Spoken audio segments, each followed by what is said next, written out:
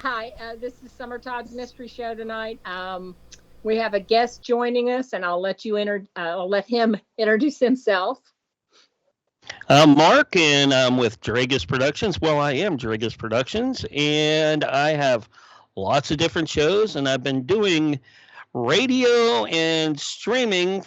Well, radio for going on 18 years now, and streaming video probably about 5. So, doing the radio shows over on multiple platforms, and same with radio stations. We go out to internet stations, and we also go out to some terrestrial stations as well through them. So yeah, I've been doing radio for quite a while. Got a little bit about my history. All right, when I started out, I started out on a station called Para X, if anybody's heard of that. And the first show that I ever done there was called Paranormal Parodies, which was a show about making fun of paranormal creatures with classic creatures, where Bigfoot has an addiction to hot dogs, and the dog man, comes over the Mexican border to Canada to, supply him with his needs. Oh. Yeah, and things like that. They just skip the whole, United States and just go from Mexico straight into Canada. So, because, paranormal creatures can do stuff like that, all right? Later on, Or did you ever hear that one, Slender Man? Did he do Slender Man? Oh, yeah, we've done topics about that on many of my shows. Well, I don't really do shows anymore. I have other people do shows for me. Wow. Okay. So I really hate hosting, but I hosted a show called Cafe Enigma for 10 years, which was my longest running and most successful show. And it was a history show that would take a clip from In Search of or Cosmos, and then a couple of one of the folks that's here with us tonight, David Campione, was a part of that. The original show. Yeah. He came in probably about halfway through it, and seen it to the end, and he's on the new the new show called the All New Cafe Enigma, where I'm no longer the host. Oh, okay. And neither am I. No, but you're still a panelist, just like you were back then, and you still hold the same values and information, as well as conversations that are different from some of the others, because you come from the UFO side. But I've done all sorts of different shows. I've hosted shows about psychics. My first psychic show was called Quantum Alliance, and that was on ParaX. And then that lasted for probably about 6 months until I'm like, I had enough of psychics, and it can get old fast. Yeah, well, there was too much infighting amongst them too at the time, and also I was getting ready to change stations. Oh, okay. So and I went from that station to another station called Sepia. I worked for Sepia Radio, and I was the manager of that station for probably a good 3, maybe 4 years, something like that. And yeah.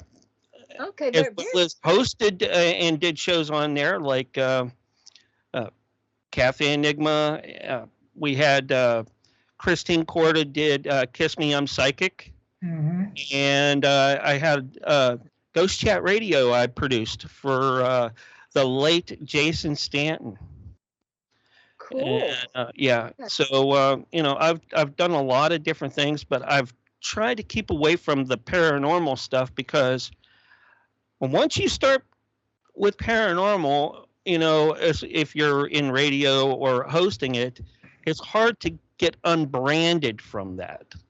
So, right. And and I've always done variety of radio shows. Yeah. And don't do one thing. And I used to get I got so upset with it for a while. I actually stopped doing anything that had to do with paranormal, even Right. producing it. Well, yeah, I know there's a lot of people that don't believe in it. There's a lot of fighting. Like just I noticed on the Facebook and stuff, if you get into a group, how toxic the groups can be.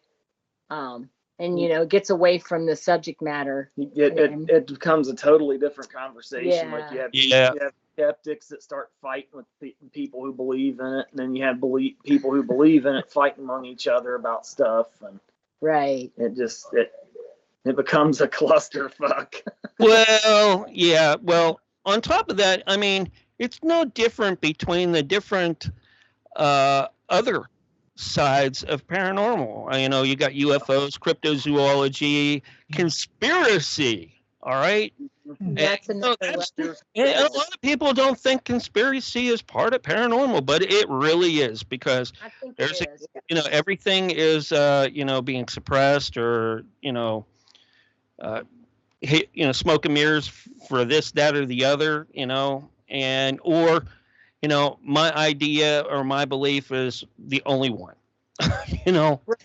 Right. Yeah. So, and you have that with it's like that in music too.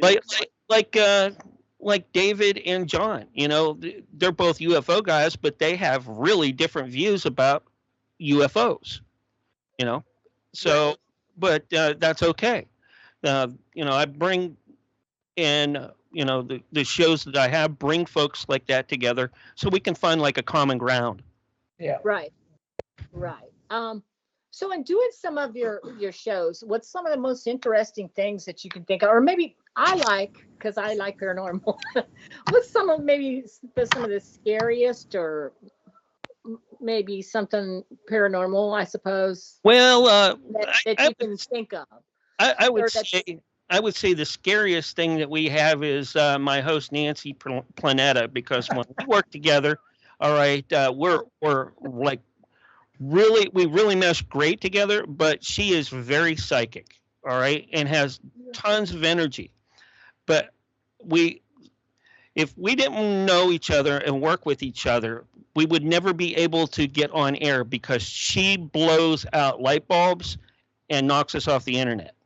Oh, that's really. Oh yeah. It's and we can always say, oh yeah, that was Gary from NSA, but we really know that it was Nancy. So she's a slider. Because I had a show, one of my shows, I don't know if you saw it, but it was about sliders and talking about my daughter and how she would do things like that. Yeah. And she had psychic dreams and stuff. Yep. And Nancy, she has premonitions, and I think everybody has some. We all have abilities, all right. Yeah. It's how we use them and how we develop them. I know how to remote view. Before I even got into all this, I got into what's called geomancy. All right. I don't know if you knew what geomancy is, but geomancy is dowsing, really, when it comes down to it, finding sacred and secular space. Oh, okay. All right. And because there's two different types of geomancy. But if you can do both, you're doing really good. And I can do a little bit of both. And I can use all the tools or none of the tools to make it work. I'd be interested in learning how to remote view myself. So I mean, if there's books on it. Look up anything from the government, because the government will teach you how to do it. From their psychic program, and that's kind of how I got into it. But even though I knew from little up, I was taught how to find water with a stick. Grandfather taught me that. So yeah. And I'm originally from southwestern Pennsylvania, and the Amish and the Mennonite in those areas, they still do that, and it's they call it the witching stick, but it's not a bad thing, Yeah, go figure, Right. Well, and people that are sliders or have psychic dreams and stuff, they used to be they wouldn't tell people because they were branded as witches. So sure, and sure. still are today. Yep. It's Depends on where you're at, a lot of progression. group you're in. Yeah. So yeah. But don't worry. Once Elon puts those chips in our head, we will never have that again. Well, that was something I had discussed on one of my shows too. Was just last week was the thumbprint that so many credit cards and things are trying to get you to do when you go online to pay their bills, and voice recognition. And how are they going to use that? Doesn't seem like there's much protection. No, it's going to be like Gattaca. You go in there and you push your thumb down on there, and they take a blood sample, and they know exactly. Yeah. From the nanobites that they've had in your system ever since you took the jab. I'm sorry, I'm not allowed to say that. What's really funny is like if your bank does something and you have to sign like 10 or 12 papers, but I'm supposed to go into a website with a corporation or company and pay my bill and just give them my fingerprint or give them my voice, which is very individual. So when we were talking about AIs, I mean, there's nothing that protects you. You're not signing anything. They don't give anything to sign that says, oh, we're not going to use this in an AI, or we're not going to use your thumbprint somewhere. Or do they? But you just don't read the fine print. Well, they don't. No, well, it might be, but I'm sure it's not protecting you. Oh no, it's that they don't care about protecting you. You know that. I've been over that with you before. But you know how when new technology comes around, it's usually the consumer is not the one that's protected. It's the company or the corporation, and they can use it anyway to set it up. So. Absolutely. But now they're like, it's very easy. You're tired of forgetting your passwords, aren't you? So why don't you just do this voice recognition and it'll be fine? Do you want to proceed? Yeah. Let me scan your iris. Yeah. Oh, well, with that laser beam that's going to go, probe your mind as well. That's not going to cause cancer. Corporations do that to clock in now, right? I think corporations are doing that. So now our thoughts aren't even private. No. They know what we're thinking. So that's kind of creepy. Yeah. They know what we're thinking. There's no hope at all for for privacy of any sort. Right. I think things progress, and that's what happens. But we don't have things in place. I think we see in a lot of things with AIs, we don't have everything in place, but we're forging ahead. So I think that's going to be a disaster in many ways. Of course. It's a learning. That's what they want because they already have the answers. They need disaster. They need disaster for people to give up more rights and things like that. Because they already have a plan. Once you give that up, we can solve that problem. You have to just give this up. Right. Like the World Economic Forum, the leader there, you have no free will now. Free will is an illusion. Yeah. According to them. I'm like, get out of here. What are they smoking? Klaus Schwab saying you will own nothing and you will be happy. Yeah. That's his plan for all of us. Yeah, if you own nothing and be happy, you must be dead, right? Yeah. That's probably what they want us to be, is dead, or if we can't be enslaved, be dead. That's our two options. But you know what? It always starts with, because I'm old enough now, and you don't have to be very old to see it. Is it's always about your protection. Like, aren't you tired of forgetting your password? And now you can always use your voice. Yeah. You can always use your thumb. Well, I remember when I was born, I didn't have a social security number till I went to kindergarten. But then they started telling people, well, you want to have, as soon as they're born, we want your babies to have a social security number. Yeah. It protects them. It's for your protection, blah, blah, blah. And then, then it started where as soon as you hit this earth, you have this number. You're assigned a number. Yeah, that's your business number. Mm-hmm. Yeah. Because the original social security numbers used to have your name with a capital for the beginning of your name and all the lowercase where it was supposed to be, but now it's all uppercase, just like a business would be, right? Oh, I didn't know that. Yeah. Wow. Okay. Yeah, we're each of us is sold as a business. We're a commodity. Well, and assigning you numbers is just like getting a tattoo or something. Yeah. Your number or they're getting us conditioned for the mark. Yeah. Oh no, the mark is I can't say it because I don't want you guys to get up. Roger can't get a strike on his channel for using that word, so we know what you're saying, what you're referring to. We know. I've tried to warn people about that myself, but I can't use the term. I think it's weird now. Like you're starting to see, you do scan everything. What was that song AC/DC sang? Inject the venom or something like that. Oh, that's everybody understands now. Yeah. Gal wanted to ask Campfire wanted to ask you what about and they have nanotechnology that yeah, of course they do. So it can be injected into someone's bloodstream. Yeah. So it's not far fetched to believe that would be the case with what we're talking about, but we can't say the word. Yeah. Anyways, we should probably get off this topic before we get in trouble. Anyways, it'll just go downhill from here.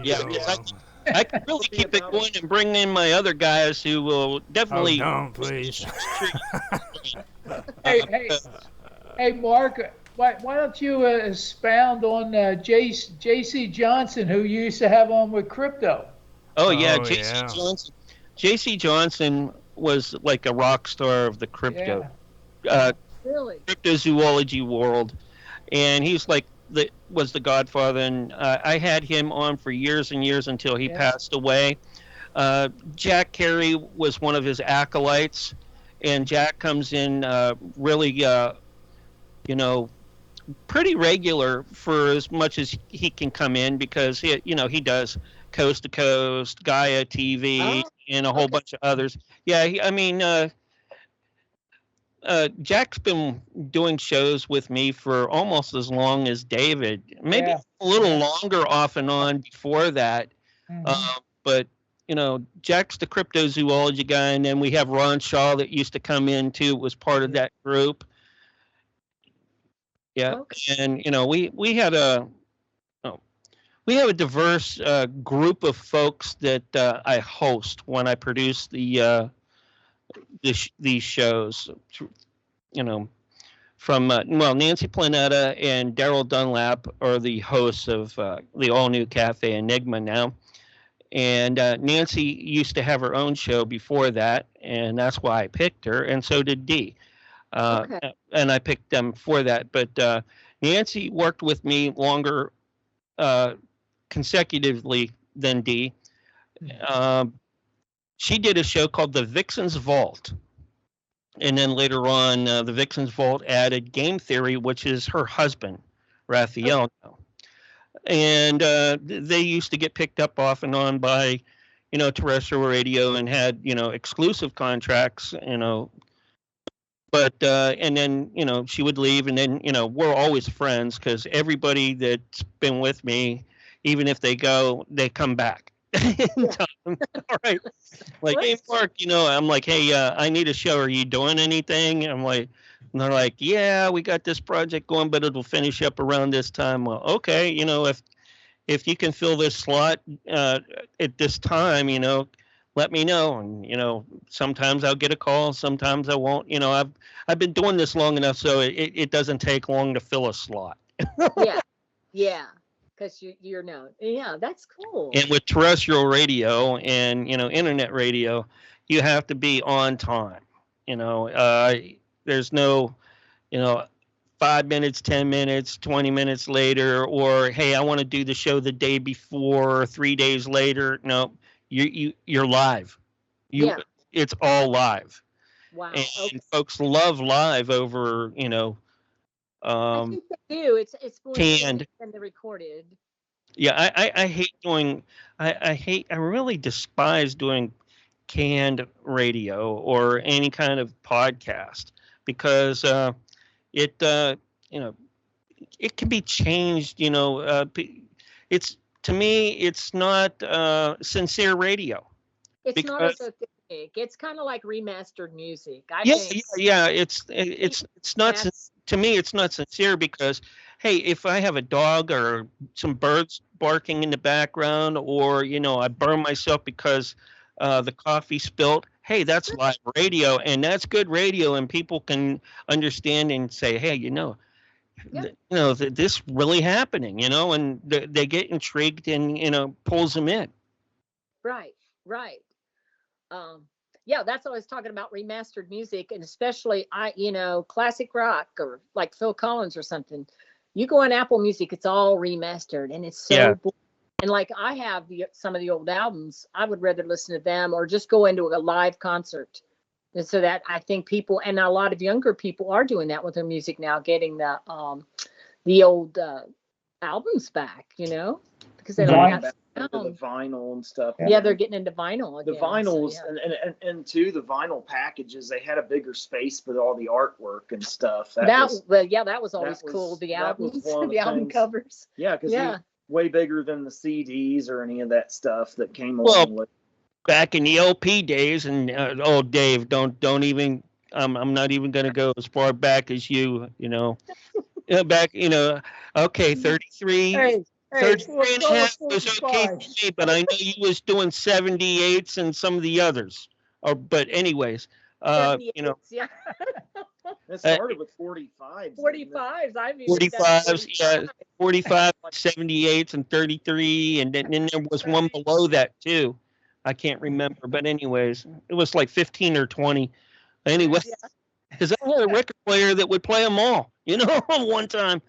Until I got the teak. Then when I got the teak, then that was the reel-to-reel, That was how you did home recording back then, I think. Yeah, home recording was reel-to-reels. Yeah. You get the analog reel. I remember Dad told me about that. Now I just do all my home recording digital and stuff now. I know, isn't that crazy? It's crazy how it's advanced. Do you remember? Didn't the 45s? Now this might be wrong. Didn't they have some little plastic thing you put in the middle of them so they would play? Yeah. You had to have the little spacer. Yeah, you clipped in the center of the deal. Yeah, that was great. Those were the days. I miss the days when phones had wires that attached them to walls, and if you left in your car, truck, or whatever boat, maybe. You weren't pestered. All right. Yeah. All right. I hate these cell phones. I do. I'm old. No, I'm not old. All right. You've always got to have your cell phone by a charger or something. So like for me, if I'm working with like recording software or something, that really drains my battery a lot. So I have to have my charger or whatever present at all times, and pretty much anywhere I go, but especially in that instance. What are you talking about? Well, with as many places and platforms that I go out to, I have to be hardwired and use FiOS. Wow. Yeah. Okay. So, I could never do what I do on Wi-Fi ever. It's near impossible. It's very hard. Yeah. I'm just working with what I can. Yeah, my censorship sucks guy. He finally got what is it? Elon's link. What is it? The satellite link thing. Oh, yeah. He finally got that. Now he's clear as a bell. But he lives out of a van and goes north in the summertime to cool down and south in the wintertime and he lives out of a van. He's been living the van life for about maybe 4 years now. Really? Yeah. And he's the host of 5 hours of my content a week. Wow. Okay. Yeah. Wow. Okay. I was going to ask. I guess I'm kind of trying to interview you, but What would you like to know that I've done? And I'll say, yeah, I've done that. No, I haven't, but maybe I'm planning on. Well, I was going to ask about some of the alien stuff you had covered, but my son just left for a few minutes. That's more like the topic he was kind of interested in. Okay. Yeah, someone was mentioning are UFOs real? Yeah, I think they're real. All right, I think they're. But I think this is what I think. Dave, don't get mad at me. No. Some of them are ours. Yep. I think they're all right. I think, and see, I love paranormal, and I'd like to say, oh, it's spooky, but I think it's all, us, like you. No. Pretty much. Do I think that they're all from outer space? No. I think dimensions play a big part of this. Do I think those aliens that come here might be the same as what we are? Yeah, I think maybe their timeline advanced more, and they were able to do these things possibly. They're from a different part of the galaxy, another dimension in universe. Who knows? But that's just how it is. But I do think also it has to do with I don't know if I'm allowed to say this. I guess I am our government, or military maybe. Yeah. Why do you think we have a space force? Bigelow said back in the 70s, we have the technology to take ET home. So, that says it right there. Yeah. Okay. If we have the technology to take ET home, then we have it all. Yeah, you can pretty much say anything, Summer. Just don't worry about that. It's the only thing you got to worry about is saying the bad words that go into chemicals. Be careful with chemical words. Well, back to that, the reason I said that. Yeah, I don't do spirit well either, though. A lot of people will cringe when I talk about spirit. Oh, okay. The reason I say that about the UFOs, though, is like we live around here close to Dayton, Wright-Patt Air Force Base, so I'm sure you've heard of that. Oh, yeah. And all the issues there. But I moved, I lived out in the country, and I moved to this town, Middletown, Ohio, which is pretty close to Dayton. And there's some strange stuff I see around here. I was taking a aerobic class, and after the class, there was an older man in there, and my instructor, I don't know how we got to talking about it, but we were laughing. Somebody said something about aliens or something, and then my instructor said, the older gentleman that was here, he's a military guy, and he said there are aliens in this town among us, and you don't know the difference between them or anyone else. And she said, he's like so no nonsense. She said, it's creepy. When he told me that, she said, it really kind of scared me. So stuff like that, Well, my thing is we need to take and get a handle on our borders, all right? I don't care if they're coming across from Mexico, Canada, or the outer space, all right? We need if they're going to be here, they better damn well pay taxes. Right. So and come through the right way, all right? Mark, just because you think you're so advanced in that you can blend in doesn't mean that you can't pay your taxes and get a real job. All right. So Mark, are you ready for your YouTube chat questions? Because that kind of goes in line with what you're talking about. Yeah, what do we got for YouTube chat questions? Okay, so Danny Boy Span 1 says, are UFOs real, which you've covered, but he also asks, as a mechanical machine, they must break down at times, maybe run out of fuel. So do they have a breakdown service, or maybe a breaker's yard for spare parts? Sure, I think they contact governments, to be their insurance agents to cover stuff up for them like that. And I don't believe that all the UFOs out there are mechanical. I do believe that there's a maybe it's a biomechanical or they're engineered, entity type thing. So when you get that far and technical, you can create things that hey, at one time we used a horse to carry the buggy. All right? Mm-hmm. Maybe they're doing the same thing, with some sort of creature that they've manipulated into a craft for them.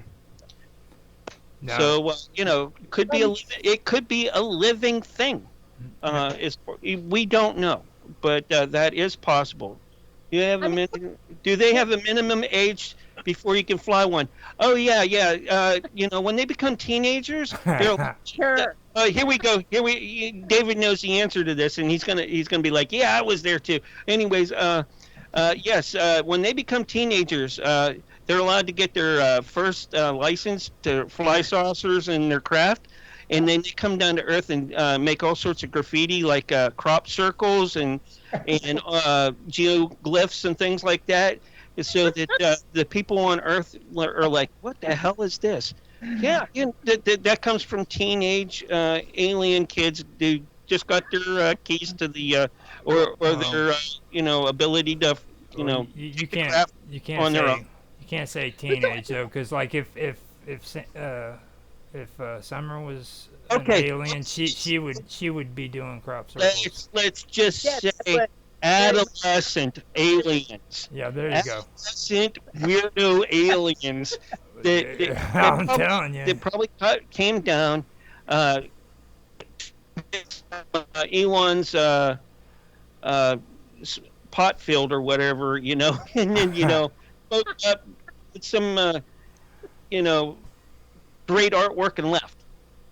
And then they took some pictures, that they probably got from our satellites and said, well, that looked pretty good. That was, I didn't know I could fly in that straight of a line or do that kind of, and they talk amongst themselves and and they're like, man, those stupid humans. But anyways, Elon Musk, I don't consider him the most dangerous man alive, though he's probably up there. All right. The most dangerous man alive is Klaus Schwab. Yeah. Mm-hmm. Yeah. Absolutely.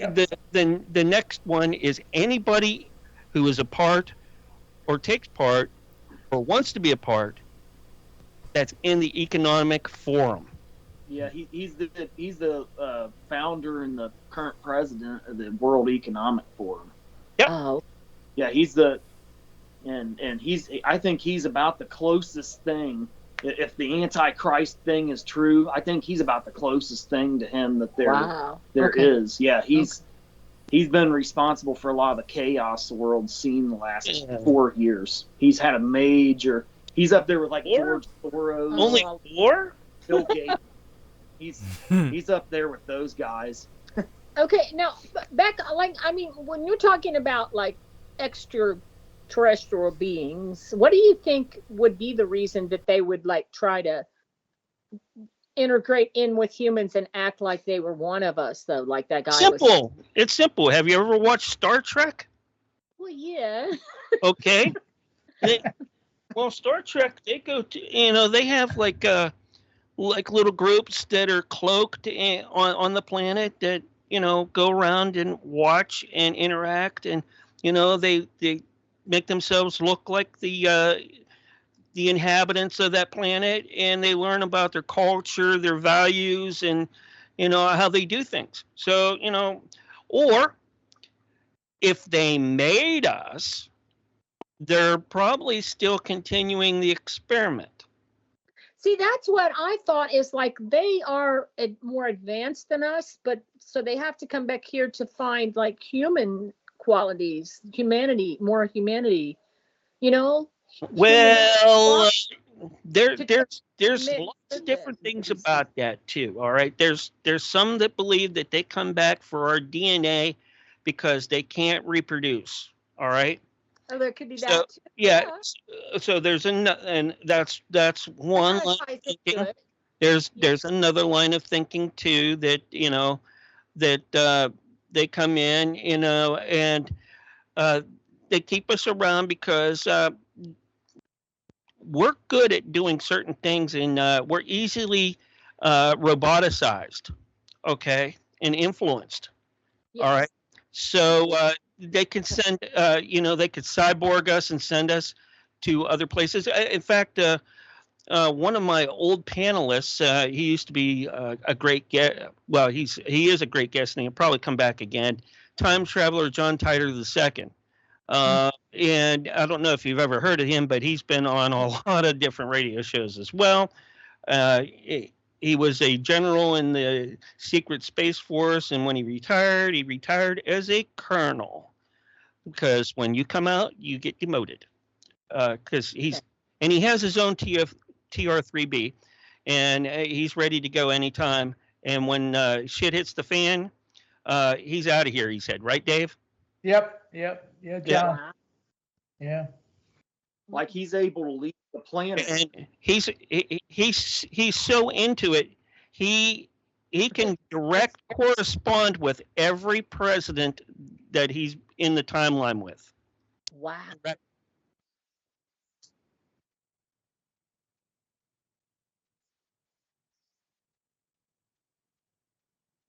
Oh, thank you. That's flattering. I have a raccoon guy, but I think for sure it got rabies.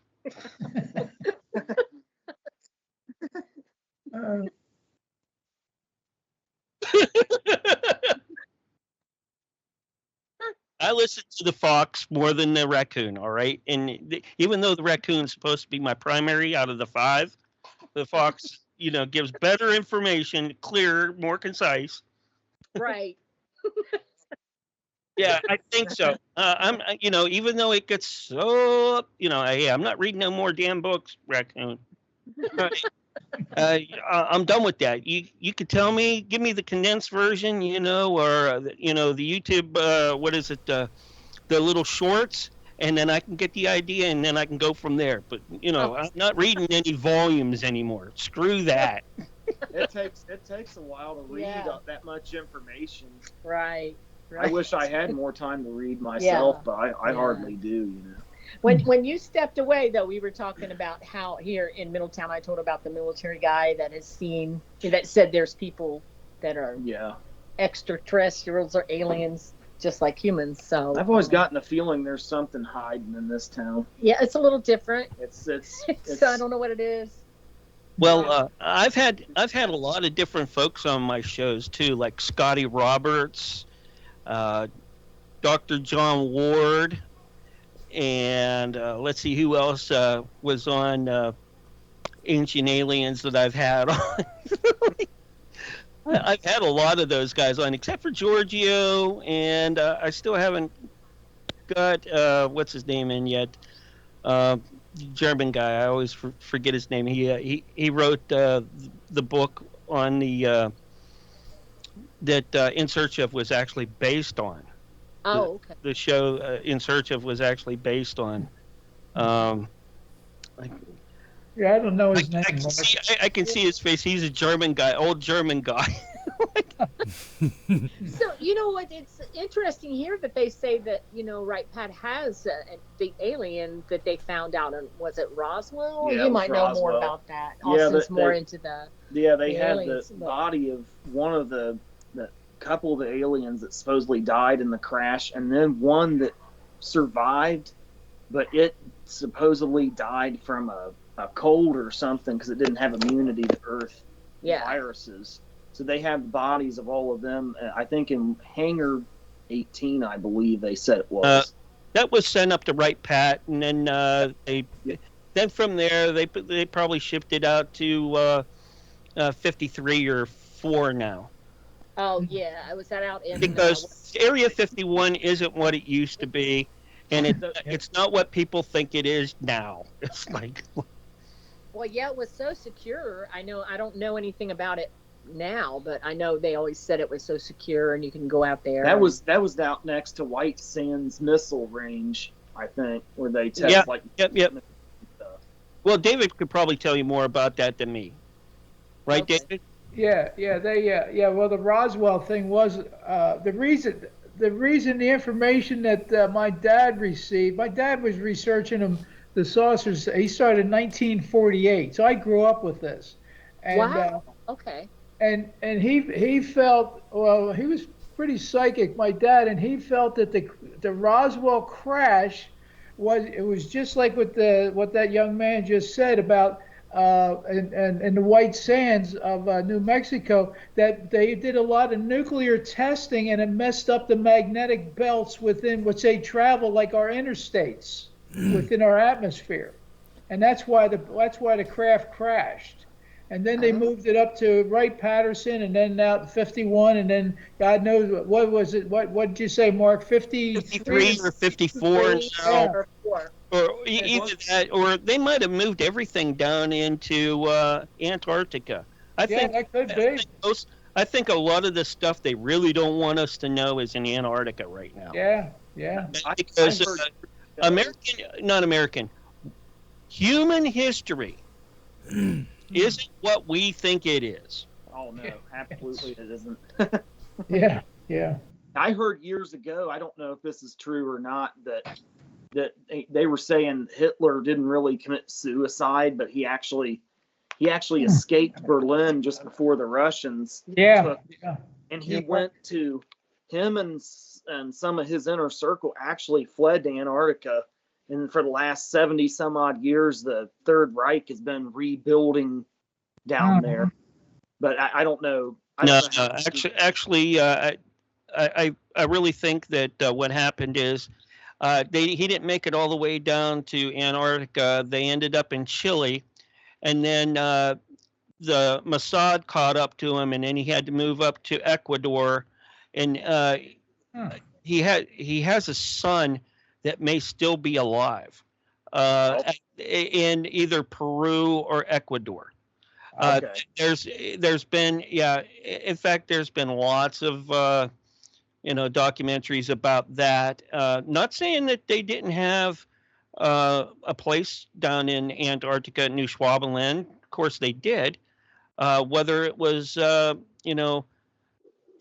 survivable year round is another thing, but Argentina is very, very close, as well as Australia to and New Zealand to Antarctica.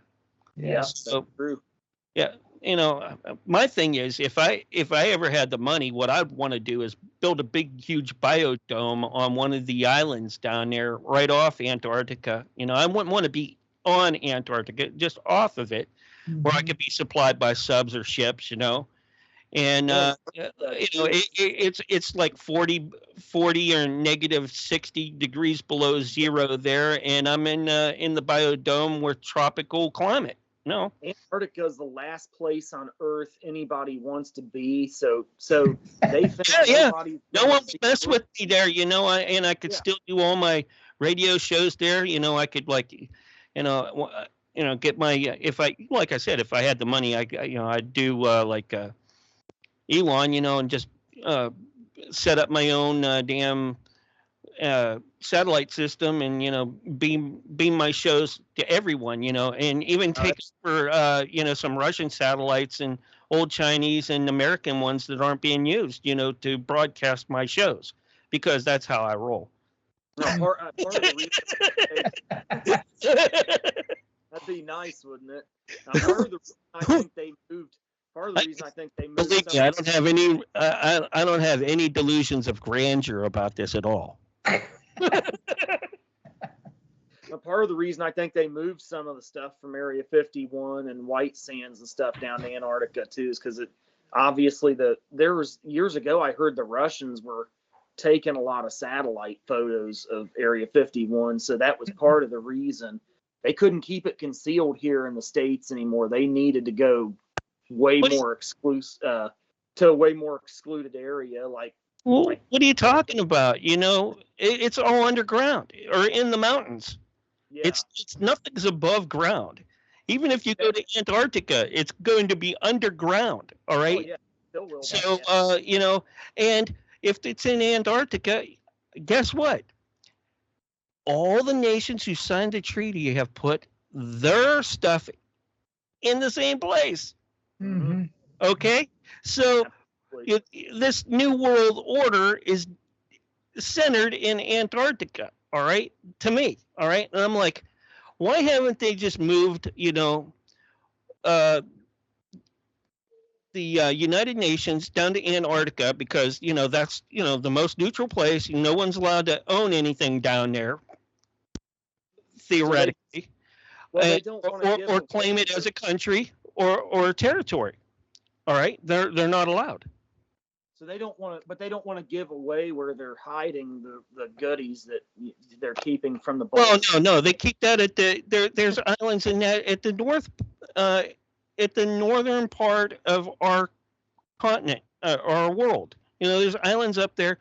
What they call it, the Vikings knew about it. Yeah. So and both places go into the hollow earth, if you believe in that, and I do. I believe in flat earth, I believe in hollow earth, and I believe all the planets that we have in our solar system they are all occupied in some way, some form, with some type of entity that's intelligent. All right, inside the planet. All right. That's what me and Roger were talking about with those. With that series we do. The Hollow Earth? Yeah, I've actually had John Lear Jr., CIA. What else did he do, David? He was with...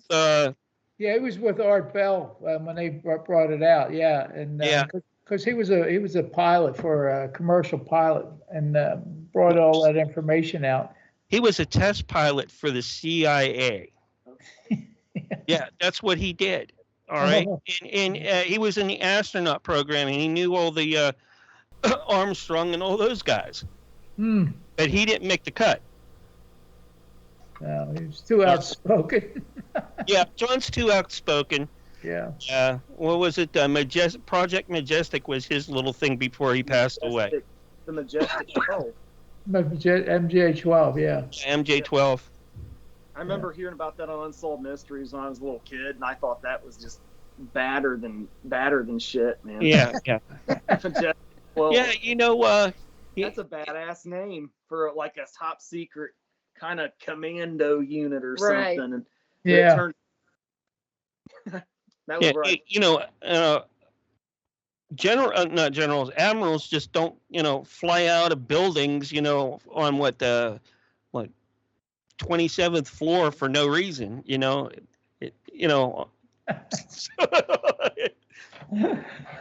Oh, he just committed suicide. He was. Yeah. That was suicide. No. Yeah. Right. Kind of like how Hillary Clinton has like 57 friends that committed suicide. Yeah. What's going on with it? Okay. Yeah. People that committed suicide. Yeah. Or, one that shot himself. I don't know. That might be medical misinformation or malinformation here on YouTube. I'm not sure. It'll get Roger. It'll get me in trouble. Man got sick. That's what I'm saying. Like, Summer's a troublemaker. That was down on the news. Yeah, I know. It's all coincidence. Doing shows in the nude? Yeah, closed optional radio is fine. Everybody can see you, on the radio. I have no problem with getting naked. I'll do it. It's all a coincidence, and if you believe otherwise, you're racist. Right. My neighbors get mad because I don't have curtains on my bedroom window. That's funny. The neighbors should be minding their own business. That's what I tell them. They say it's hard to do when you're watching porn and freaking computers facing the window. It's not too cold outside. Yeah. Oh, I'm talking to somebody. Here, also, don't worry about it. Yeah, don't open it. Well, it's really warmed up here in Texas. We're shooting 90s already. We're on that. No, Campfire, I noticed you haven't said nothing. Do you want to ask some questions? Because this is the quietest I've heard of you since I met you. So. Do you want to ask some stuff? If you want to, unmute. You don't have to stay muted. Okay. Well, the only reason I was muted is because I've got the background noise and I don't have that great of a microphone. I was just kind of letting you guys do your thing, you know. Oh. So you're good. Yeah, I don't really have any questions. I was actually, doing stuff over here. I had to find the window. Sorry, I'm late. No problem. Yeah, pretty cool stuff. Yeah. It's a lot to take in. That's kind of how I was when Roger did that interview with Brian Ruhe. He was such a mountain of information. I was just quiet the whole time, and Roger couldn't believe it. Yeah. Brian's a really good guy. I haven't had him on yet, but I'm sure there will be an opportunity where we'll have him come in as well on shows. You know, good. Brian's got around, and he has his own groups of people, and right now he's in groups that we're not really in or associate. So because all these, there's factions all over the place. So, it's are they friendly? We'll have to figure that out after we have them on or listen to them for a little while.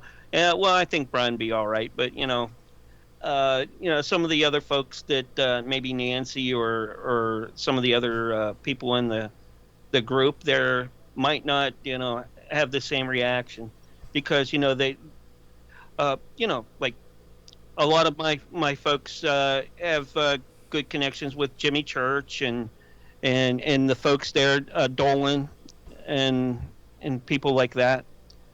So, and Nancy, she, before she even came on air with any of us and she was doing her own show and that, she was part of Ghost Hunters with Taps and it was Jason and all of them. And she ran their chat room for IRC for a long time. Okay. So, it's a lot going on. And pretty diverse group. We get in every now and then. Yeah. There's a lot of stuff out there, and I saw the thing on TikTok. I don't know how you feel about. I don't get on there a lot, but it's Chinese radio. Yeah. But there is this girl on there, she does this little thing. It's pretty cool. She'll say, what's the scariest thing that's ever happened to you that no one would believe? And these people tell their stories, and it's really got some people got some really cool things out there, A lot of stuff on TikTok's just kind of silly, but I've actually sent a few to Austin, and they're pretty cool. Yeah, there's a lot of really different cool subjects. A lot of really cool stories on. Yeah. I've actually had a lot of weird experiences when I was in the service, and a little bit before that. And some after, but in my time in the service, because I went worldwide, I lived in Panama for 4 years and I was there during the invasion. Wow. And yeah, so I understand Bruja, so and that's what the Latin Americans call witchcraft, Bruja. Okay. And yeah, so. I've had, when I was there, I lived in Panama. It was like I had a pterosaur experience that could have been it could have been pterosaur or chupacabra in the complex that I was living at. Everybody was terrified, and there was 3 claw marks all over the wall, and it flew in, and because the name chupacabra is a catch-all. It just means bloodsucker, goat sucker, or something like that. So they take in. We had this encounter. It was late at night, and I was married to my first wife at the time. Yeah. And she was like, "Oh, chupacabra," and we're hiding in the room, and she's pulling out the prayer beads, and we're going through it all. I'm like, "Oh my God!" And I was like. And I was terrified too because it was making this really weird, and I've never heard a call like that before, ever. I mean, it sounded something like a mix between someone grinding metal, Godzilla call, and a train stopping from full speed. And it was really, really loud. And there was, and this was in Panama City, Panama. Not in town, but right on the outskirts. But we were in the commercial districts where we lived, where right next to the mall.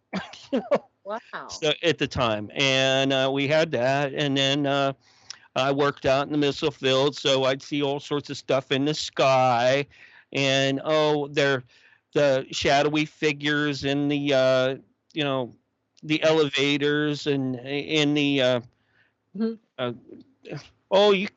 that place is haunted. There ain't no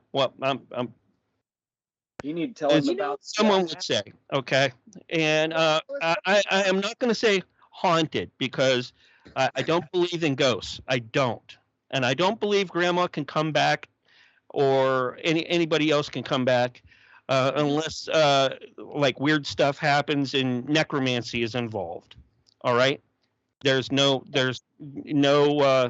now familiar spirits are okay because everybody has familiar spirits around you, but they've never been, or if they have been, it's been centuries to learn how to become guides for you. All right. Whether they take the shape of an animal, a demon, or an angel, or whatever. They're guides. They're some of them are neutral. That would be like your nature spirits or your jinn or the jinn. All right, I do believe in the jinn. All right, and I've had experiences in the desert with jinn. All right, so because I did 11 tours to Saudi Arabia, and I've had a lot of different encounter type stuff. You would never think that there'd be kind of fairies in out there where the sand is, but they don't call them fairies there. It's jinn. All right. Yeah, I think I've read some stuff about that. And any form that's acceptable to you, and they can be just as mean or just as helpful as they want to be.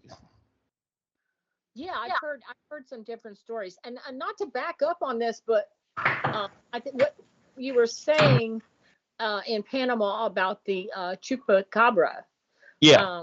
I lived in Southwest Ohio, so I grew up outside of Oxford, Ohio. It's like a little college town, but we lived out in the country, and there was some woods, but we had horses, small, like about 11 acres, and I was out. I would go out and ride horses and stuff, and it was pretty rural. And one night I was coming into the house, and I heard, and it's so funny how you described that metallic scream. Yeah. It was just weird. And my mother, she came running because she heard it too. And both her and I were there alone, and we listened to it. And she was, older and had lived out there almost all of her life because she got married really young, and she said, I've never heard anything like that, but it had this like it was bouncing off a metal roof or something, and it was like a scream. It sounded kind of like a woman. It's hard to describe. Yeah, it would do it, and it kept doing it for it seemed like hours, but it was probably only minutes. But yeah, I think we heard it several times, and we were so scared, and all she could think about, like she told my dad, and we told my brothers and stuff, and people would always just say, well, there's some deep woods back there behind your property, and maybe it's a little bobcat. So they likened it to a bobcat. Cats don't make that kind of a noise. No. Neither do porcupine. All right. And there is no bobcats, porcupine in Panama. All right. No, and we're in Southwest Ohio. We are not supposed to have them. And I grew up out there. My mother had been out there, and she said, if we had bobcats, why haven't I ever heard it before? That's the first time she ever heard it. It was the last time we ever heard it. But we couldn't we just couldn't attach it to any kind of animal that was supposed to be in that area. It was so spooky. Here's something really cool. In my area right now where I live, I've seen pterosaurs 3 times. Okay. You're talking about pterodactyls? Yeah. Are they the good? small, but these are a small variety. All right, they're about the size of a stork or a crane. All right, Now, where and is it? you know there's a unique thing about these things because they have the tail has like a kite, like a diamond at the end, or a it doesn't look like a bird tail. And they and this one flew close enough to my truck when I was crossing this one river to get from my kids. I dropped my kids off and come back to my house. Yes. And it flew close enough to the truck that I could see the red eye. There was absolutely no feathers on this thing at all. It had the pointed head at the back, and the teeth. You could see teeth in its mouth. So, and I figure now that I've been here a while, and I've talked to Jack Carey and some of the others about this, and they think that there's a small breeding population of the smaller variety of pterodactyl or pterosaur. All right. Now, where does it live, Mark? I'm in central Texas. Okay. I'm not going to tell you exactly where I live. I will give you I will give you an area.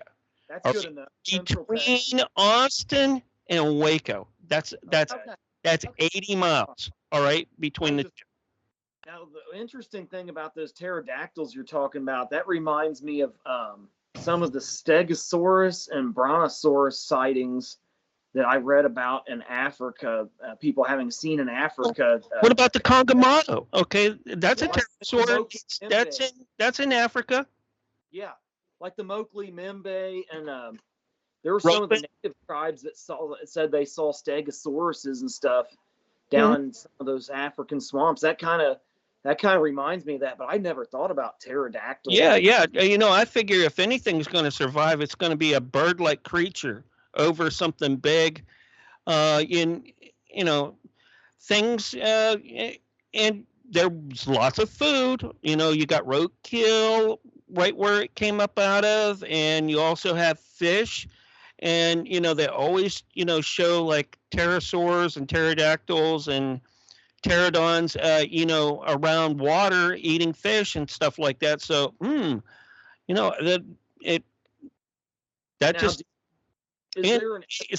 since they are bird-like and also a reptile, because all pterosaurs are reptiles, all right, they could probably hibernate in caves. And you got a lot. And that would explain why, and if there's so few of them, and everybody's looking at, their cell phones now or trying to concentrate on the road while they're driving, they're not going to see things in the air. Yeah. No.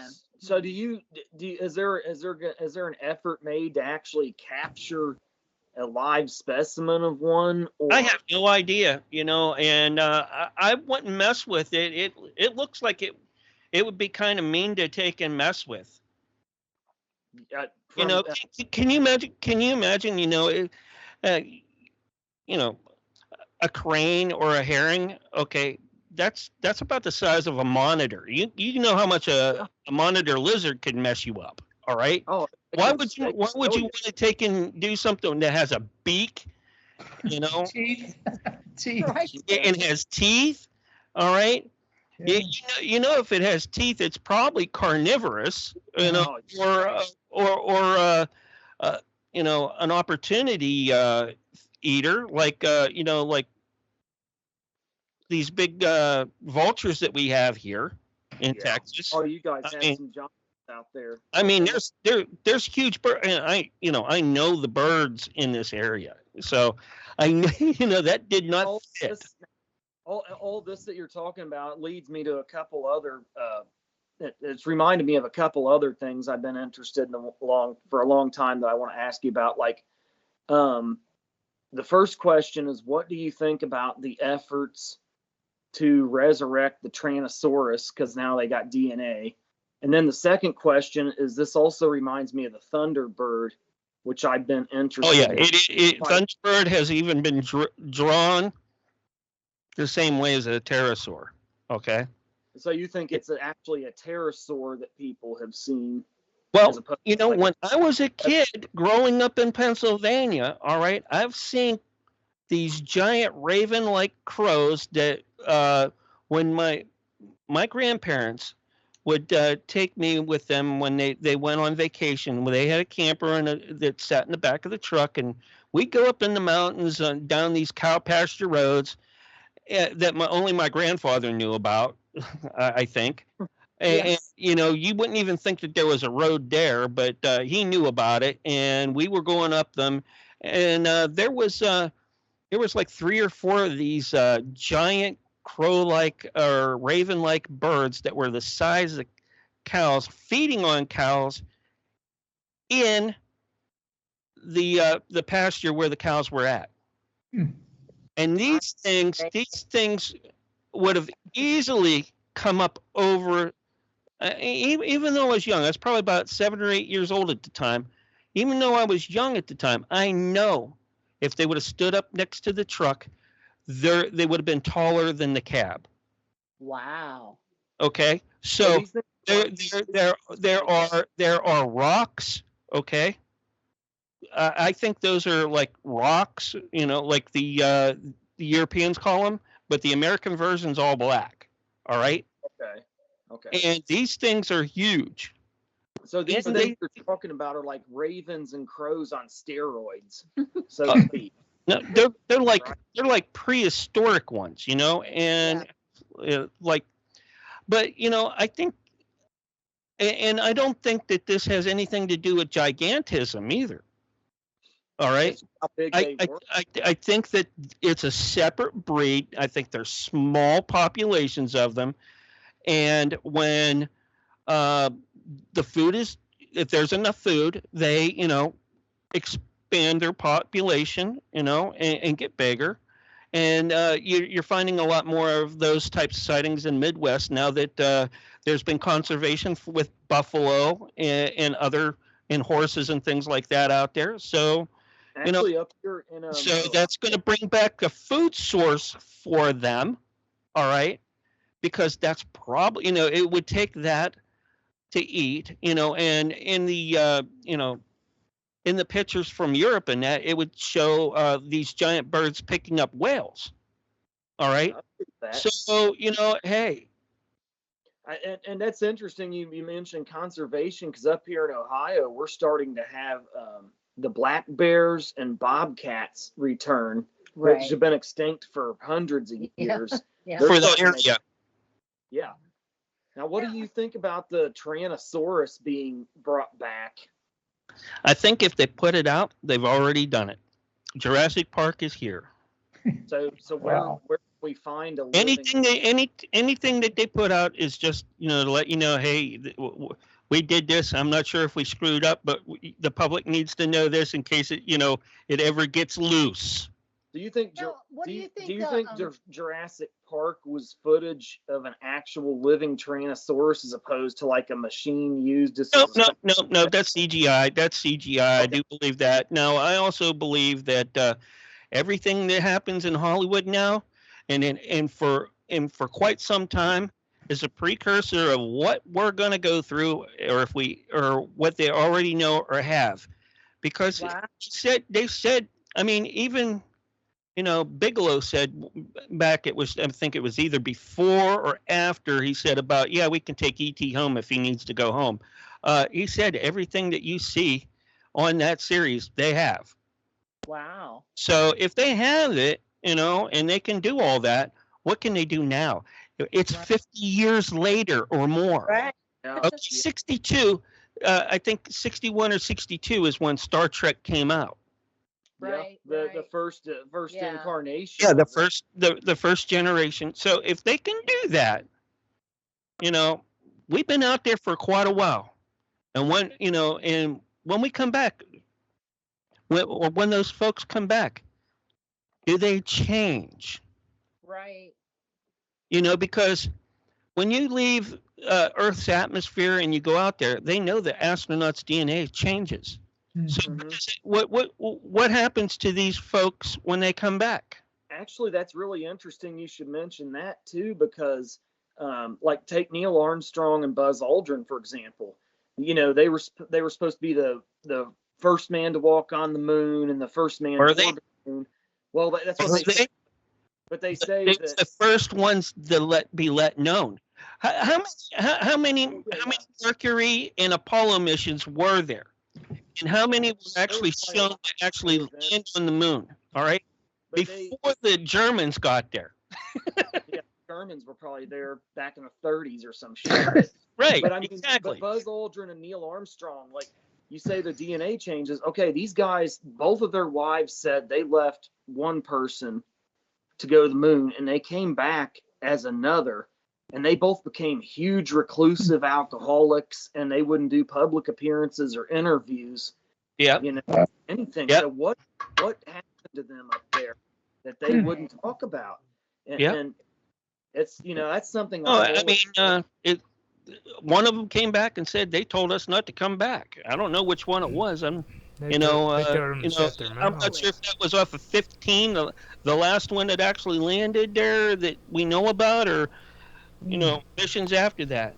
Well, the thing too to ask. Going over there in chat, Cecilia Adams in YouTube chat is one of my kick moderators on Wednesday and Saturdays. Just like to give her a little shout out.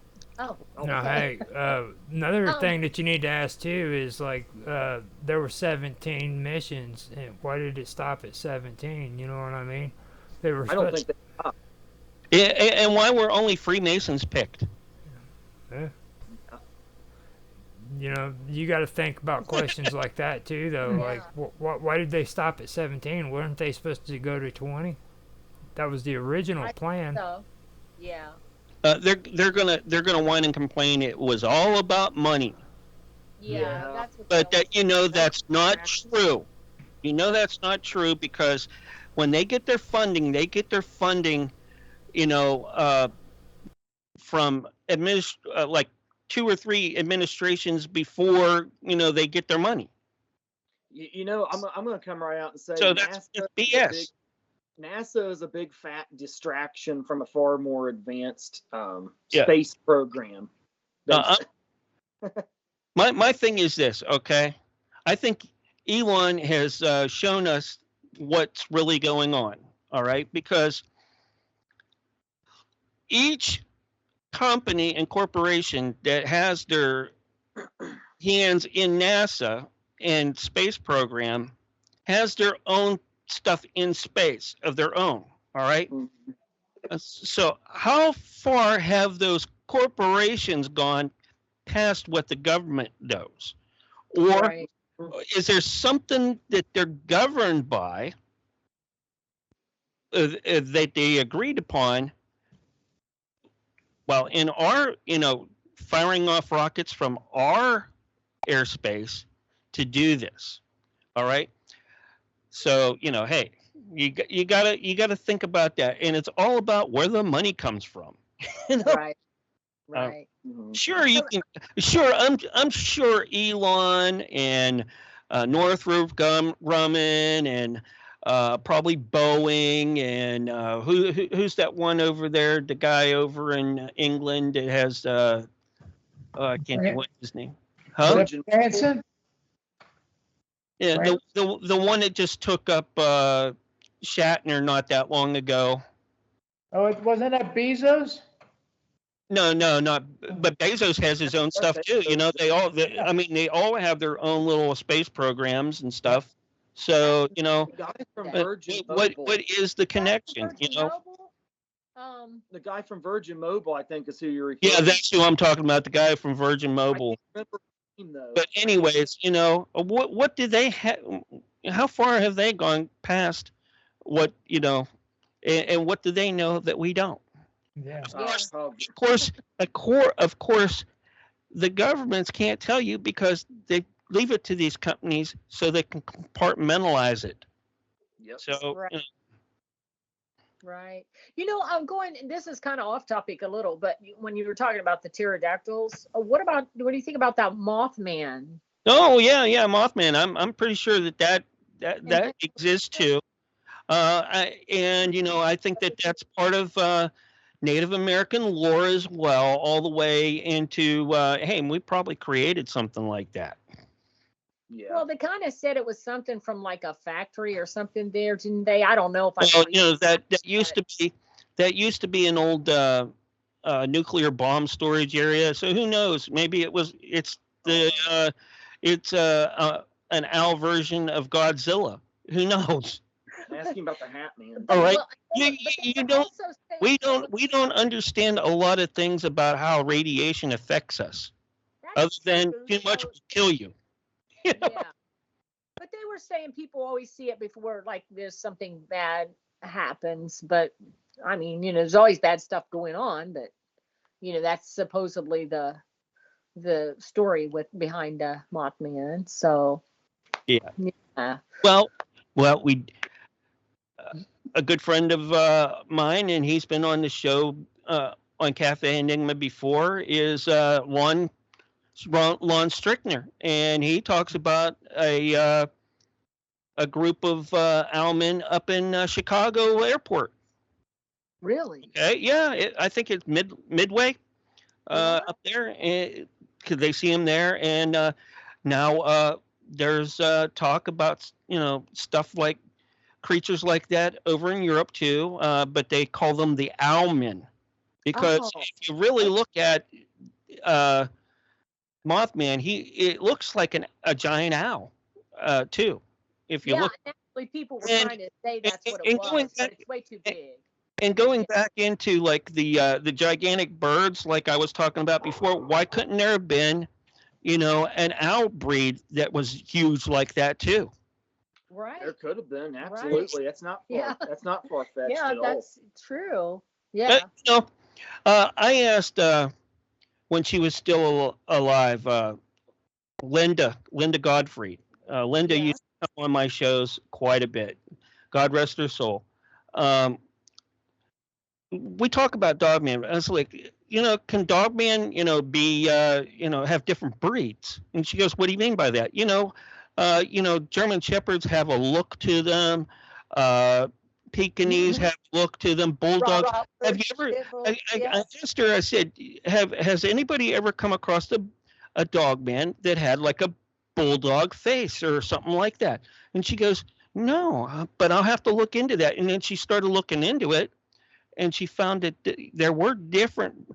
There's a hyena-looking one. All right. Wow. And that one was probably the most biggest one that she came out of it with. But I'm sure, when you talk about that goes all the way back to ancient Greece. All right, Dogman, and all the way into Egypt. We talk about Anubis. All right, a jackal head with a human body. Well, Dogman. All right, Dogman. All right, we talked about the thing that was cursed by Zeus in I think it was Sicily or one of the islands there, because he was he was a cannibal, and so he cursed him to be a wolf, and he was Dogman. All right, so you. Wow. Yeah, so I mean that's been, and if you look at the Middle Eastern culture too, there's been like tribes of dogmen, and they're warlike. That's interesting. Yeah, and as far into like Babylon and what's the other one, Assyria. That I mean, Dogman goes back that far when you think about it. And big too, Gilgamesh's good buddy before, the whole deal, in the Epic of Gilgamesh, they always talk about his friend. I can't remember what his friend's name was. That they went and did everything together, from killing that one cow. Huh? Enkidu. Enkidu. Yeah. When and Enkidu. What do you think Enkidu was? Yeah. Bigfoot. He is Bigfoot. A description to the T of Bigfoot. Right. You know who another Bigfoot creature too is the one on Star Wars. What was his name? Chewbacca. Oh, Chewbacca, yeah. I always thought he was Bigfoot. Yeah, something. He's similar to it, I think. When you hear about the description. I always thought he was Bigfoot. Austin has been wanting me to ask you. I mean, I haven't seen ghosts like you. I believe. I don't believe in ghosts. They're not ghosts. Now, shadow people, I've seen shadow people. Well, that's what and shadow animals. All right, since I was like 4 or 5 years old, 6. Oh, okay. All right. Anything from like birds, animals, people, foxes, dogs, rabbits. All right, shadows. But Okay. But I mean, I grew up in southwestern Pennsylvania. There's a lot of coal, a lot of crystalline in there of different huge quartz deposits in all that. All right. Right. And other things that can hold energy, and if you put energy into it, it's going to shove it back up into some form.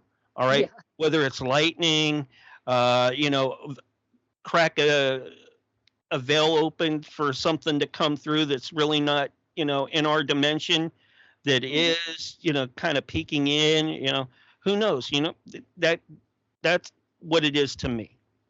Oh, okay. Yeah, because I've not seen a ghost. I've had a lot of paranormal experiences, I would suppose, but I did see a top hat man or shadow man, I guess. We were walking down the street and the road, and actually they were building a house, and this is something I found about them. I've read a couple stories about them that sometimes people do see them around foundations of houses where they're building new homes and stuff like that. And I don't know if that had something to do with it, but that's where I saw it. The house was built, but they were putting in like the oil tanks. They were setting that up, and they still had a lot of the dirt around the foundation there. They were doing some stuff with. Yeah, well, I used to have one when I was a kid. Had the little top hat like that too. When I was a kid, our property had a stream that ran halfway through it, and from the house to the back, you had to cross a bridge to go over to where the garden was. We planted all sorts of stuff and had a grape arbor over there. But anyways, anytime I was out, it would show up any time of day or even in the evening. It kind of watch me, and it would move back and forth and that, but it could not cross the running water for some reason. That's funny. The one I saw, I kind of got a really bad feeling about it. And the weird part was Austin was with me that night, and we were out walking our dogs, and I hit his arm, and I said, "Do you see that?" And then he was looking at something. He saw something in the sky at the same time. Looked kind of like a bolt of lightning coming out. Which distracted him totally. Yeah. So by the time he looked over to see what I was talking about, it was gone. Smoke and mirrors. That's what it's all about. It was pretty creepy. Yeah. Well, don't worry. I'm sure that Gary or one of our other Alphabet Agency employees that work for our government have an explanation for you, but we will not get it here. Yeah, I need an explanation. Right. I can't think for myself, so please give me one. Well, it's kind of getting late, so if you want to wrap it up, that's fine, or we can talk a little bit more. I'm fine. We can keep going for now. I figured you go up till about 9 o'clock my time, or 10 years, whatever. Okay, we could. Yeah, it's almost 10 here, so we could. I know Austin. You I was don't going to leave have it to open ask here her for. twice. Summer, I'm enjoying myself right now. And thanks, David, for coming and chiming in anytime. Oh, that's fine, Mark. Anytime, David. But if Austin wants to ask you some more stuff, and I kind of just chime in as you guys. Yeah. I know you have some more questions, so if I was thinking what to ask. What were you talking about, the shadow people? We were talking about the top hat man. You said you saw one. I wasn't with you then. So. Now, I saw the top hat man, and he was it appeared like he was trying to intimidate me, but I just started praying, and he went away. Yeah. You'll notice about most things in the paranormal, if you're you have strong faith and you start doing that, and it's not, even David will tell you, even with the aliens, they'll go away. They'll go away. They don't want to be a part of that. Yeah, they're not allowed to. They're not allowed interfering. No. There's a non-interference thing, and that's kind of like what. I'm not even going to go there because that's probably bad. You think like your safety word in BDSM, anyways. But we've all got one of those, But do you think the Top Hat Man was actually trying to intimidate me, or was it just I was scared of him because I didn't? I think these entities, when they come through, don't feed like normal creatures do, like eat food and that, maybe over on their side, but the only thing that they can eat on our side is our emotions that we give off. And fear is a very strong emotion. Oh yeah. Okay. I was pretty scared at first when I saw him. I noticed he was there because it took me by surprise. I wasn't expecting to see anything period, but and sometimes if you catch them off guard, they get irritated because they didn't think you were aware of them. Yeah, there's also that because they don't want to be known. I don't think. I think they try. I think that's why they just watch people sometimes and they don't think people know they're there. Yeah. I think it's kind of like, you guys were talking before the show and that about what was it, Quantum Leap? I think that they have programs like that on the other side. They not like that, maybe.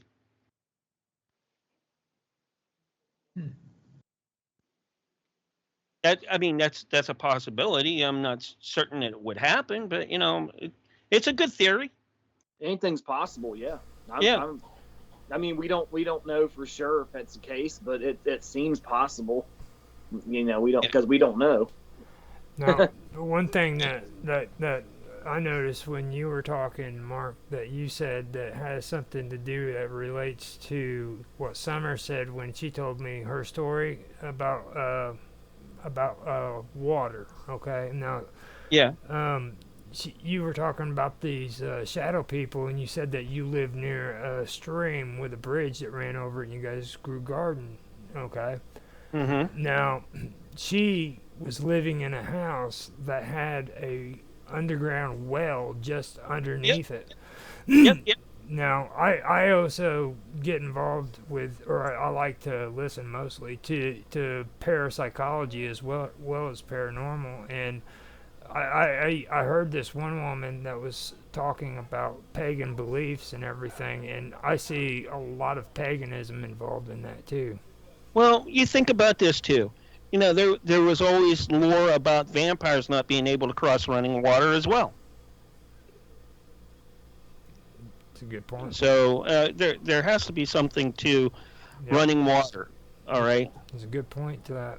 So they don't. When they tell these stories, sure, it's embellished and things like that. But, within the story, they've told truths about some of these fables and possible, true occurrences. Now, are there real vampires? Oh, yeah, sure there are. We got those adrenochrome junkies, What do you think that they're doing? Okay, that's young blood that taken from terrified and terrorized children being drank by or injected into these vampires. All right, because they're vampires at that point. All right. There are a lot of our celebrities and politicians who worked at that's adrenochrome. It's not they're trying to suck the soul. One of the things about vampires too was they drank to keep young. So you think that's why some of our forces in the blood celebrities and stuff were they appear to stay young for so long because they're sucking the youth out of these children that are victimized through through these. I do believe that. No, to a point that, but only to a point where, genetics for some people are good. Okay, let's just say, okay, an older Hispanic woman might still look in her early 20s if she's 40. True. Okay, I've so seen genetics is going to have a lot to do with this. All right. Thanks, Austin. What? All right. I don't believe it all has to do with adrenochrome, but I think there's a good portion of it that has to do with being able to have good genetics along with that. I don't know what you guys were talking about, so he'll be right back. We were talking about celebrities being kind of like vampires, like how they sell their souls. I personally. Celebrities and vampires. Yeah, okay. I personally believe that a lot of that has to do with mind control. To be honest with you, I'm starting to actually believe what they're talking about with MK Ultra, with these movie stars and stuff. If you really pay attention to these female movie stars, especially. I don't even want to get involved with that, because when you go into MK Ultra, you're gonna look into as far as seeing that JFK's wife actually killed him, because she was, and it was blotted out with her training that they put her through as an Onassis, and she wouldn't have had any recollection, and she had all the protection of the country. Well, see, the thing too is with Summer too, she hasn't told you the whole thing about with what's going on in her life. We started talking, and when we started talking, she's telling me her story, and it's like a rabbit hole when it comes to Oxford, the town where she comes from. Okay. You honestly start out with her story, and then you go to the University of Oxford, and then from the University of Oxford, it just turns into this real freaking mangled craziness of stuff that's happened, and all the time this police force is saying, "Oh man, we just don't want the publicity because we're a small town." Well, it's a university, they don't want bad publicity, so. Wow. Yeah. Wow. How many murders are taking place? I mean, we have when the worst. When you get to that, then let's take a look at how many murders have happened on every Ivy League school. Okay, so and that goes for Yale, and not only Oxford, Yale, and what's the other one? Harvard. Harvard, yeah. Harvard, Yale has the Skull and Bones. The place where Skull and Bones and all of that come out of. All those places. Yeah. No, let me clear that up too. When I'm saying Oxford University, it's not like the big Oxford University. This is okay. This is different. Yeah. But yeah. Okay. This actually was a girls' school that they had there in Oxford, Indiana. Okay, and you would think paranormal researchers would know about this place, but it's one of those hidden frickin' places that that nobody frickin' knows about. I heard about this stuff and I started researching it, and it is insane.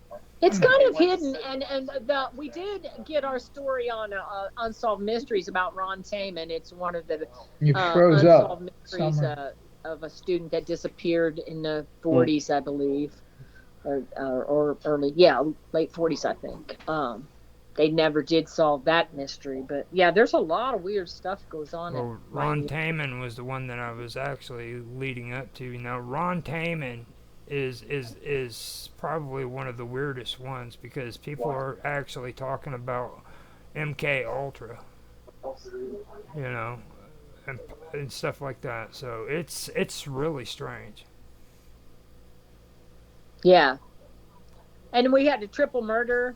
That wasn't on campus; it was off campus. But you hardly ever hear about it. You hear about a lot of those things on different shows and stuff. But yet that one never really comes up. And he killed, 2 little girls. Yeah, I blame Dog Man. It's Dog Man's fault. I'm Every sorry. time. He's the culprit. Yeah. Right. Ooh. He's the culprit. Yeah. Well, Now, He's just that guy. I'm telling you, you get out there and you try to make friends with him, and he's like, oh my goodness. he'll sit for you, he'll beg, but the minute you try to put a collar or give him a flea collar, man, he just goes bananas. He's Screw Dog Man. If he can't be my friend and I can take him home, I don't want to deal with him. You see why he has other people hosting his shows? You see? Yeah. He's a wild man. He is the dog man. They used to call me that in the service, Wild Man. When I was in Panama, they used to call me Wild Man, and they used to or Stogie, because everywhere I went when I wasn't working in that, I was smoking a cigar. I thought I was a conspiracy theorist till I heard you talk tonight. You're Right. you're Oh, you haven't heard nothing. He's being nice. He really is being nice. Like I was on his show the other night. Conservative tonight, Yeah. super conservative with. Yeah, for sake of Roger's YouTube channel, we have to be, unfortunately, because YouTube's strict about how deep we get into this. Now, come on now. This is like a date, all right? Yeah. Girls shouldn't take off their clothes the first night, all right? Well, we hope And they I'm not will. going to give you all my information until you. I might give you a little bit tonight, and the next time you have me on, I'll give a little more. Just like a date, So Yeah, that's how it works. Oh, you're dating yourself because they don't do that anymore. I'm old school, and I'm sticking to it. It's worked for me, but you heard what he's gonna do, didn't you? You did find me online, so I am, expanding some of my horizons in that department. But I'm still not showing you everything. All right. Do you hear what he says You have he's to gonna leave do, though, something right? to the imagination. Summer. Right. Summer. You hear what he is eventually going to be doing, right? He's going to be taking his clothes off. I was me taking my. How do you know that I don't already have them off? Oh my gosh! Thank goodness you don't have the webcam on.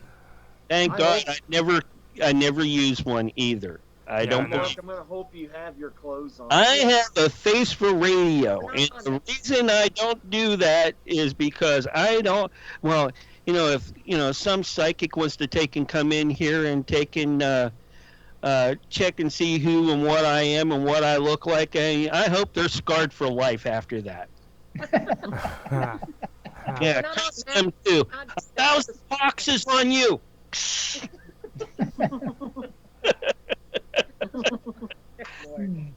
And may it go back 3 generations after that. Yeah. Okay. All right.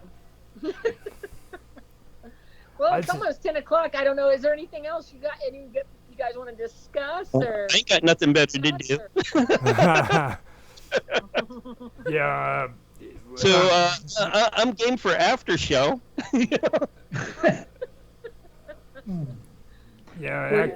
Do you guys want to give your information and stuff, and we can... Oh yeah. Before I go, okay. let me. I'll drop links, and I got tons of them. He's got tons. He sure does. He does. The best way to get a hold of me, if you can't spell my name or see it up there in chat, is to look up Dragus Productions, DREAGUS Productions, all one word. And if you have questions that you want to take and send me, put something in the subject besides "Hey jerk," you can send that to Dragus Productions, all one word, at gmail.com. Okay. And here I am going to give the links to Roger here.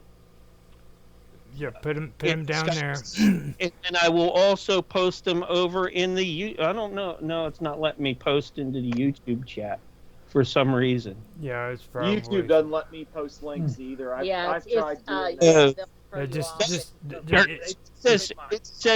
It says you're it's disabled for me. Oh yeah, it's probably got a strike again. Oh, that's right. I got a strike and it's not letting me take in post. Hey, well, we've more than enjoyed having you on our show. It's been great. You're all welcome to come in Wednesday nights, 9:00 Eastern, 8:00 Central for the pre-show, 7:00 Mountain, 9:30. or 3. What is it? 9:30 we start the show. 9:30. Yeah, 9:30 is when we start. So Eastern 8:30 Standard. Central is when we start Central Time. I simulcast all to those links there. So come join me. My primary places that I do stream, and there's people in there and chat, and folks who want to come in there and chat with us are going to be over in Kick, along with my top mod and partner there, Cecilia Adams. She's in Kick. Okay. She also moderates and helps me with Facebook. I stream there and X, but my big place that I stream to is Rumble and Kick. Okay. Live. Great. All So. right. yeah, she did leave a short comment called. She said, "Fantabulous, fantabulous or los." Fantabulos. Yeah. And then Mark told me that she usually doesn't talk. She's the lurker. She likes to lurk on the channel. Okay. Yeah, she's a moderator. If she sends a message, it's going to be straight to me, and if people get out of hand, I just let her do her thing. There's questions that need to be asked because I don't tolerate a lot of things, but I do allow links in my chats. I do allow people to promote, so long as I'm allowed to promote there.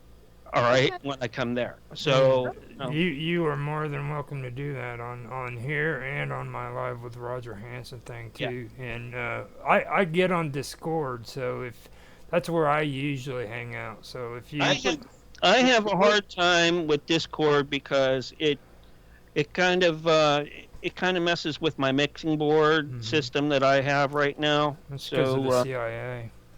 Yeah, that too. Bastards and the NSA. I'm telling you, Gary's the worst out of all three of those guys. Be careful, he gets Austin scared. He's a bastard. I'm telling you. Austin gets scared. Like Summer brought that stuff up about 3 weeks ago, and we're still getting over it because she scared us to death.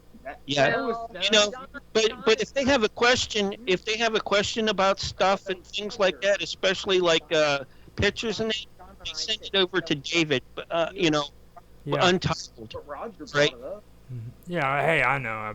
No, it was. Yeah, no doubt. Hey, now I have to ask you two to behave. Come on now. What? What? That was your idea, Roger. Yeah, I know It was John and I that got scared everybody. No, I got scared too because I didn't want to mysteriously disappear or nothing. Yeah, I was like, I know, careful, you can't unclose it. Yeah, I'm not your typical paranormal type of interview. Yeah, we know. All right. We gathered that. Or UFO interview or cryptozoology interview, because, even though I've seen things up front, I've had more experiences with other people that are in the career fields. Well, not career fields, but in the field doing it that have a little bit more or a lot more experience than me. Okay. Yeah. And I'll be I do have a show coming up Sunday night. That starts at 8:30 for the pre-show. Okay. All those links are good. Okay. And it's called the Censorship Sucks Roundtable Radio Show. It's a 2-hour long radio show, but everybody that goes to those links, to the video links, gets to hear all the behind the scenes, the pre-show, and the after show. So I'm not saying not to go to the radio stations. To listen to us. If you can only listen and not chat, that's the way to go. But if you can chat and you want to be part of it, you can jump into the chat there on the video platforms. Censorship Sucks talks about current events and gives commentary, as well as Sunday night is a comedy night because we have Willie's Worm Farm, and Willie's all in with Willie has a worm farm in Waldo, Florida, and a cricket emporium in North Carolina someplace. Yeah. Okay. Well, that's great. Well, we're glad you were on here tonight. It was very interesting. Yeah. But don't buy anything from Willie, all right? Because he'll even try to sell you pee jugs and his used underwear. Okay. Well, I've had to take him. Oh my God! Like, and for his cryptocurrency, bits of coin that we pay him in, he's already tried to give out the password on air. And he goes, well, that's all right. Everybody who listens to us is trustworthy because you. Yeah. He even gave his hidden password, his hidden 15-word password to the representative of the King of Nigeria. Mark, right? If you keep talking, they're not gonna come to your show, dude. I'm just saying, dude. It's like, Matt, it's your import tomorrow. Well, I guess we should get off here since it's been 2 hours now. Gosh, it doesn't seem like it. So 2 hours is nothing. 3 is a problem. yeah. 3 is a problem. 3 is a problem. No, I was referring to the people you're talking about. You don't want to scare them off, man. No. Actually, we give him hell a lot about that, because he's bought into that New World Order thing, and Willie thinks it's a good thing because he's getting paid in bits of coin, all right? And he thinks we owe him $4.93 in bits of coin for every show that he's done with us. And we're like, no, Saul Good is the guy who has to pay you, not me. He's your producer. That's great stuff. Well, we're gonna get off of here because our partners are kind of like lonely, I think, now. You want to pick this up? Do you want to go over to your other chat then, Roger? Because I'm still up and running a little bit. Yeah, it's a little too late, to take and do any packing or tearing stuff down at this point. So I am getting ready to move into another house soon. So yeah, we can do it. Now, Summer, remember, I believe his host is supposed to be doing an interview with you next Saturday too, right? If I'm correct, isn't that it? Saturday? Host? Yeah, what's her name? Nancy. Okay. Oh, Nancy's coming on? Oh, yeah. Man, you're going to love Nancy Planetta. Oh, Nancy. Okay. I love her. And David, the invitation's open to you too if you want to come on. Okay, well, I appreciate it. It's not you staying here and listening to us, David. I'm sure it's been exciting. Oh, Sounds let good. me introduce this. I'm a little down because John Bell didn't speak up more tonight. Yeah, well, John left, but I spent 30 years talking about flying saucers up out of Canada with Rob McConnell on the X Zone Radio. So 29 years, and then I got picked up with Mark here was it about 8 years ago, Mark? Yeah, something 8 or 10 years ago or something like that. So I was doing that, and then I got picked up with another with Lee's Family Spirit International, and I was a panelist to talk about flying. Yeah. Lee Triana Brown used to be produced by me, but now she's produced by someone else. But that's fine, I think she's on iHeart now. Yeah, I think she got. Well, and YouTube, not YouTube, but Roku. I was working on trying to get a Roku channel, and I'm like, nah, I don't want to do all that. That's a lot of work, and I don't like coding. That's like asking me to host a program or a show again. I'm like, no, I don't want to do that. I can do it, but I don't want to. It's work, Mark. It's work. Yeah, it's a 4-letter word. It is a 4-letter word. But in Spanish, it's 6. Did